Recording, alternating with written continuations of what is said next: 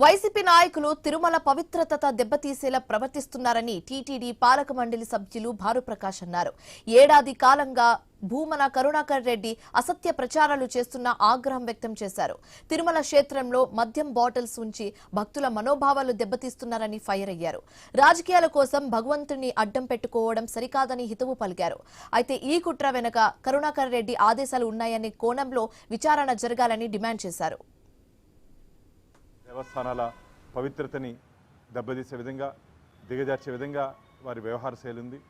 గోశాల నుంచి గోవిందుడి వరకు అసత్య అబద్ధపు ప్రచారాలతో భూమన కరుణాకర్ రెడ్డి గారు గత ఏడాదిగా తిరుమల ప్రతిష్టతని దిగజార్చే విధంగా వారు వ్యవహరిస్తున్నారు. అంతేకాకుండా నిన్నగాక మొన్న తిరుమల పుణ్యక్షేత్రంలో తిరుమల మీద మద్యం బాటల్ని వారిలే వైసీపీ నాయకులే కొందరు అక్కడ పెట్టి తిరుమల పవిత్రత దిగజారుతుందని చెప్పి దీన్ని తిరుమల తిరుపతి దేవస్థానాలు తీవ్రంగా మేము ఖండిస్తున్నాం. వీరి మీద క్రిమినల్ చర్యలు తీసుకోవాలని చెప్పి మేము డిమాండ్ చేస్తున్నాం.